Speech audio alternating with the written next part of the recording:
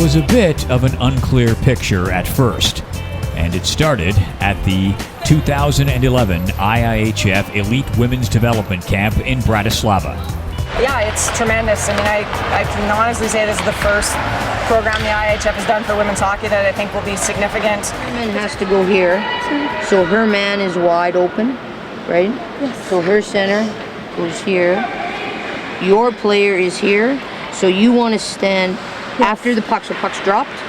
You want to come to here so that you can play the 2-on-1. Okay? Okay, I understand. Thank you.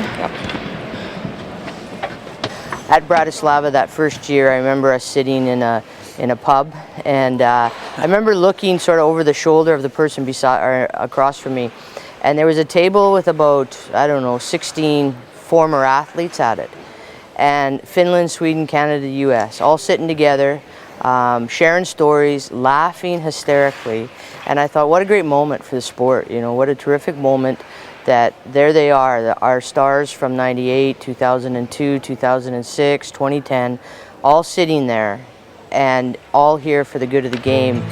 And that step towards bettering the game on a global level has been led largely by the two fiercest competitors in the sport, the two great rivals, Canada and the USA.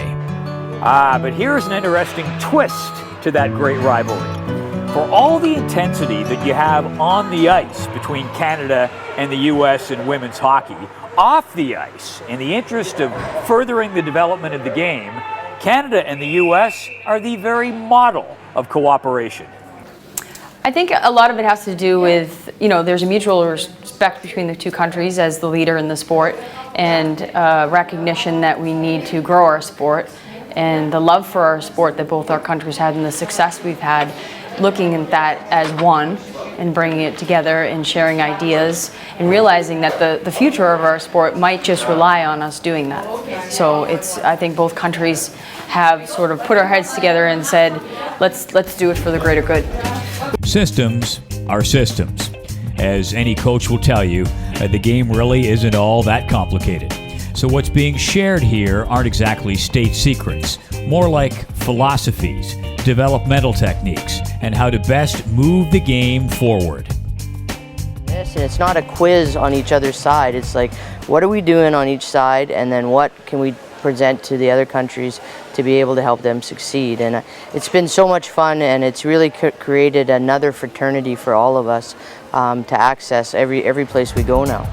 In other words, what leading figures in the women's game in Canada and the USA are trying to develop is something that the elite men's game has had for decades. On the men's side, people talk a lot about the old boys club, and we've never had the opportunities for our people to get together like that, for the leaders in our game to share ideas, get to know each other as people away from the rink, and then to realize we all have the same passion, we all have the same goal, and then to really realize that we can work together and do it, and somebody's providing that environment for us to do it. I mean, I've made it my number one priority outside of my full-time coaching job to really dedicate my time to this project and be a part of anything the IIHF puts on to help better our sport. And I think in many sports, they're already too large to make a difference. So being in at this level, I remember having a conversation with Mel Davidson back in Bratislava at the first camp and saying, you know, we may not see this tomorrow, we may not see this next week or even at the next events,